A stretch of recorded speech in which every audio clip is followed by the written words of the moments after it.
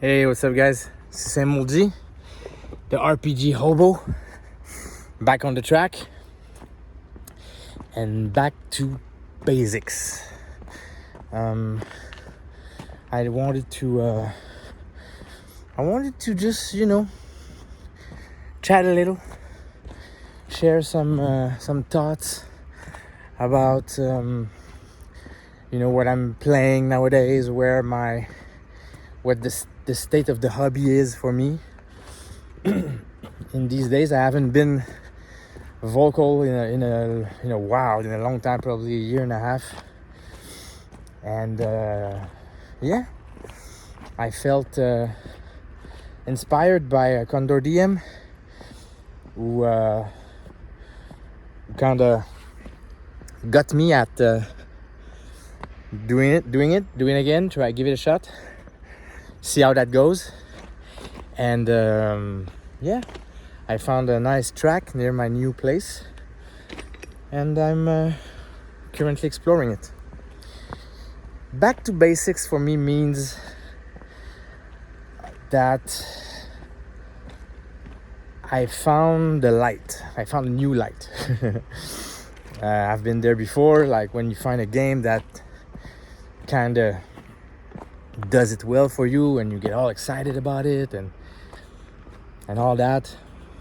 And BRP, Basic Roleplaying Game, the new edition,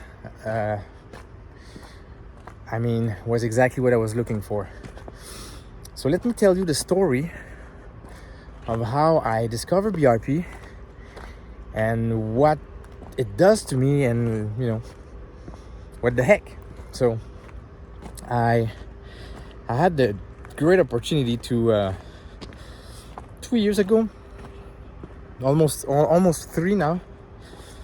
I have the great opportunity to play in a Call of Cthulhu game with Runeslinger, Ivan Mike, Brian Gregory, and a few other people. And I discovered the D100 and the Chaosium approach, style. And it was a revelation. Like, it's hard to explain, It's one of these things where it is fluid, it is fast, it is simple, but it has layers to it. It's kind of like it is a game that will give you what you want, what you need, depending on how you steer it, kind of thing. So it suits itself to you, to your need. So it is there, it is passive, it has a lot of opportunity, it has a lot of stuff to give. But will you take it? Will you engage with it? And depends on how you feel. Depends on how you feel, depends on how you feel, depends on where you stand. Depends on the genre you play, the kind of game you play, the kind of character you play. And it doesn't matter. It will adjust. It will bend. It will. So that system. I don't remember the name. It has a name. Oh man, it has a name. It is an open license now. It's the D100 system from Chaosium. The one that BRP is. And what's the name? Sorry about that. I've completely forgot the name of the open license. Anyway, so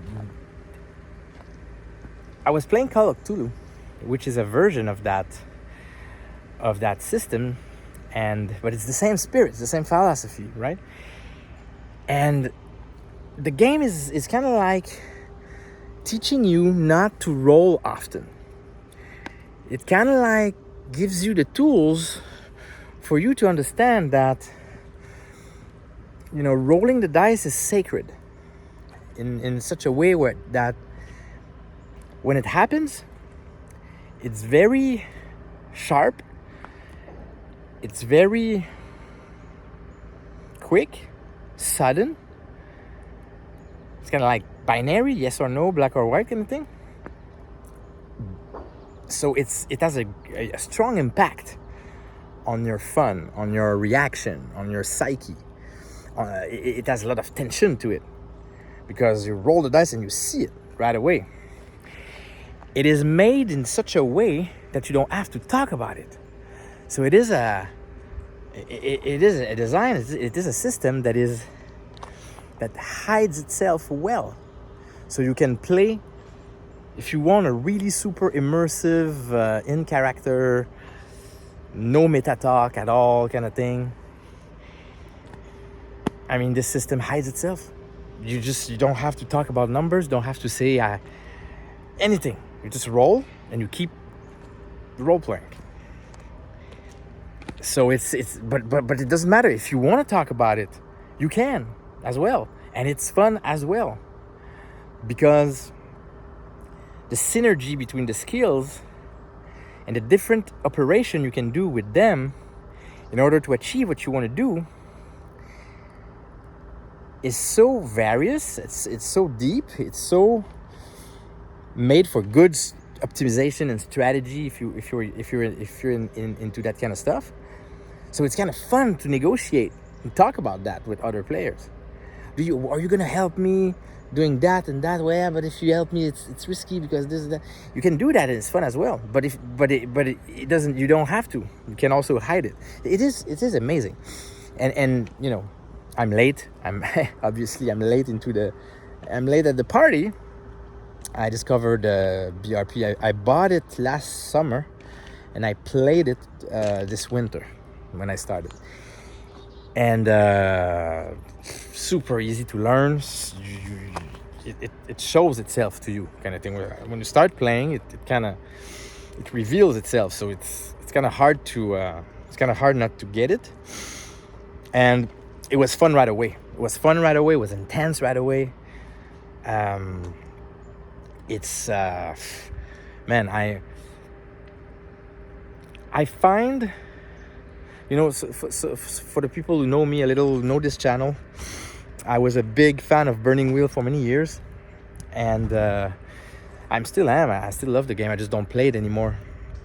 And there's a lot of stuff that I liked in Burning Wheel that I feel that BRP does better. It's just better. It's just more. It's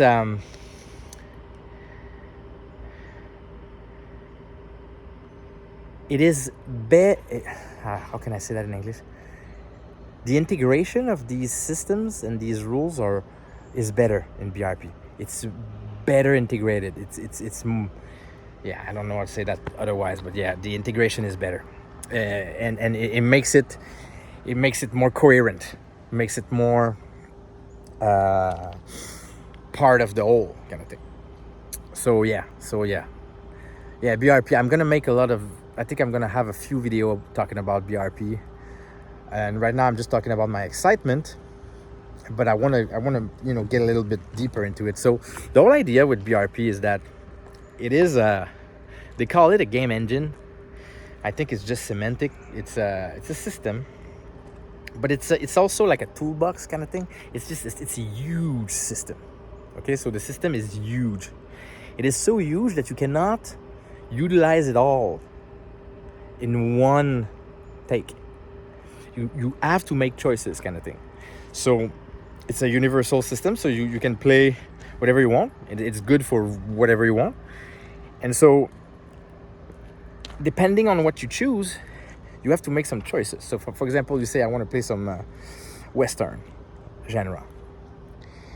Okay, so do you want your Western genre to be granular with a lot of detail into the fatigue of the character, the body parts of the character, the bullets in the gun, the distances between the people when you shoot, BRP will do that for you?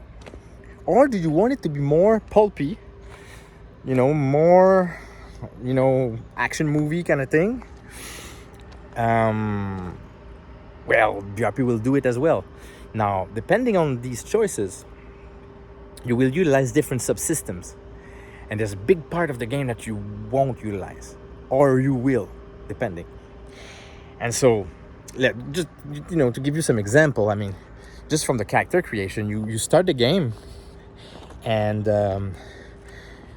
there's a character creation. You have like at least 5 or 6 different ways to create a character, just depending on the way you like it.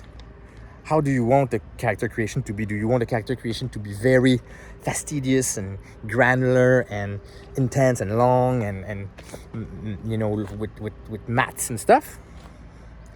Or you want it to be fast and easy, and you pick and choose and you just distribute the points and that's it. Well, it allows you to choose. And so it gives you example for at least 5 or 6 different ways. So it's like that all the time with this game. It's like, okay, so how do you want to deal damage? We have 3 different ways that we like. Choose the one you want, stick to it, and it should work, right? So all these combinations, it's like a toolbox, and it's a patchwork of subsystems and ideas, and you make a combination. You make your recipe as a group, and then this is the experience you're gonna get. And you can do that with all genre. So it's the possibilities are very, very, very, very large. Like, there's a lot of stuff you can do. There's a lot of different experiences you can get, So it's a very powerful thing. I never see something quite like that before. Now, obviously, it's a universal system, so it has its flaws and it has its now the thing is that no matter how much you're gonna change the variety of the subsystems and the patchwork you want to use, or you're still gonna be playing a D100 system, you're still gonna be playing BRP. So after a while, you play sci-fi, you play Western, you play spy game, you play whatever, it's still gonna be BRP all the time. And depending on how you like your games, like myself, sometimes you want to have a game for the genre, a game that emulates the genre. You want to have a game that does that. For example, Western, Boot Hill does Western. It is made for that, so it's not gonna give you the same experience as BRP. BRP is gonna give you always a little bit of the same. So you're not gonna see much difference playing sci-fi or playing Western in that sense, right? The emulation is low with BRP. It does it all, but it doesn't emulate that much, right? Compared to a game that has been specifically designed for a specific genre, right? Anyway, so if you know what I mean, you know what I mean. So yeah, man, I'm kind of happy to be back on the train track. It's interesting because vlogging is completely different than doing some podcasts, right? I tried the podcasting as well. I produce a bunch of episodes, and it's completely different, and it's not as fun. There's something fun with holding the camera, going somewhere, walk and talk. There's something very much cathartic about that. And when you get to discuss the hobby you like in that medium, doing with that medium in that venue, it's very satisfying. It's something that I forgot that I liked. So when I say go back to basics, it's kind of like returning to the train track, and talk about the role-playing game I'm playing right now. So we are currently playing BRP. We are building a world, a sci-fi world, with different characters that's gonna kind of meet up at one point, so we play different characters that's gonna have different destinies, and eventually their destinies gonna crisscross kind of thing. So it's a long run, it's a marathon kind of thing. So we're definitely gonna be playing other games like in between sometimes just to change the scenery. But yeah, man, it's VRP is very satisfying, very fun, and it's like we've been playing it since the winter, and I'm still discovering things about it. There's still many rules I haven't tried. There's still many different things I haven't done. I'm still figuring things out. It has a lot of depth, and I like that. I like that with my games. When as I was talking about with Condor DM a couple of days ago, and we discussed that thing where our tastes change in life as we progress in the hobby. I've been doing this hobby, I think, for 15 years. Started in 2011, so I'm very young in this hobby. I'm still learning a lot, and one thing I start to understand more and more is that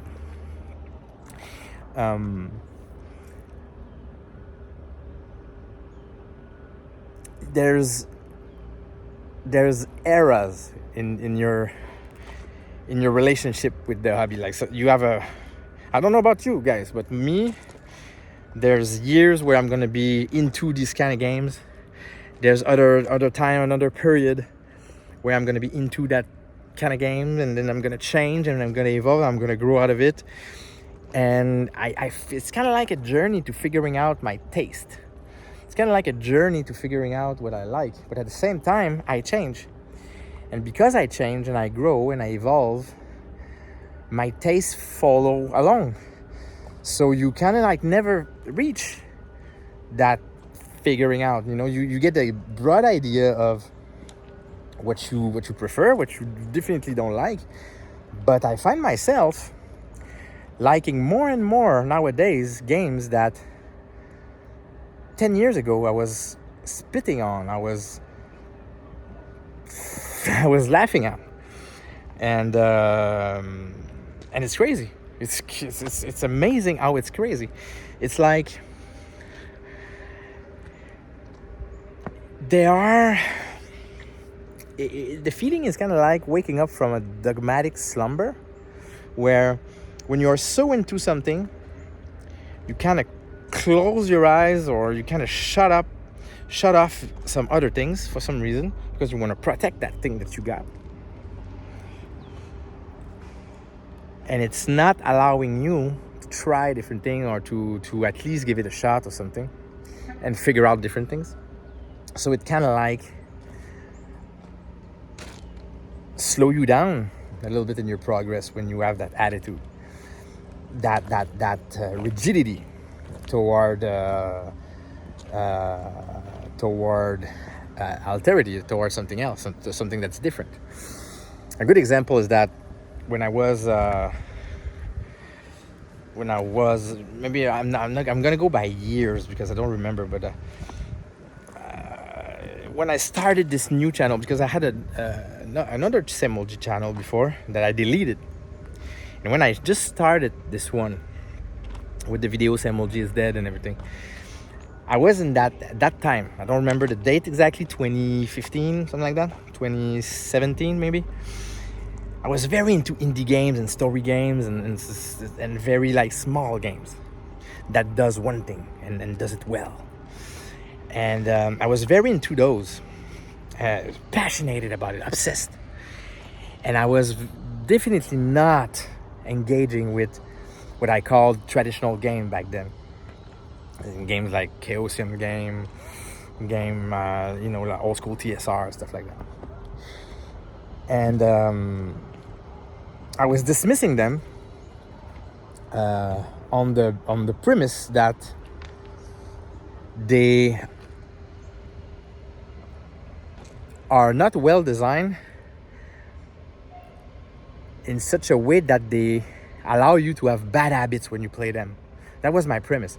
So my premise was that the design is not strong enough in these games. It's too loose. So it allows players to have bad habits into these games, ruining the fun, ruining the sessions. because the game doesn't tell you well what to do. That was my premise. Because when you are into these very indie games, small games, it's very procedural, it's very clear. Listen, you do this, you do that, you do this, you do that, and then it's gonna produce that specific experience. Well, but with those games, those more older games, they keep it loose on purpose because they want you to produce what you want, to be creative about it and to not to be stuck into something rigid. But I couldn't see that. Nowadays, 2026, I'm going back to the old school. I prefer these games. I can't stand. It's really funny. I can't stand anymore the indie games. They're too procedural. they're too stiff. They have like specific rules that produce the specific experience, but it's kind of like put you in a box kind of thing. And it's always necessary to be talking about these rules. So the role-playing aspect is not there that much compared to these old school games where the resolution system is way more yes or no, and it's way more elegant in the way it's designed. Like, it has a lot of room. It breathes. Therefore, there's place for roleplay. You can have a session where you don't roll. You can have a session where you don't engage with the mechanic. So because you are role playing, so it's two different things, two different worlds. And going back to those games, I'm fascinated that what was produced in the early 80s nowadays, like the early 80s TSR stuff, it's just amazing. In what FASA was doing as well back then, there's many interesting games that have been kind of lost, forgot by some people because they're old. They are to get by. They're old school. They're not as user friendly sometimes, but they produce magic. I remember one of the best sessions I had with one of my friends at home in person was playing Boot Hill. We still talk about it today. Boot Hill, that's old. And we still talk about it today. Staying in character, not having to talk about the mechanics, engaging with the mechanics very, very so often, very little, and producing like these very rich experience. So, yeah. Anyway, BRP kind of does that as well for me, and I'm having a lot of fun. I'm looking for those games nowadays. Anyway, it's been very long. I'm gonna leave it at that, and thank you guys for watching. I'm gonna try to produce some more videos in the next couple of days. All right, talk to you soon.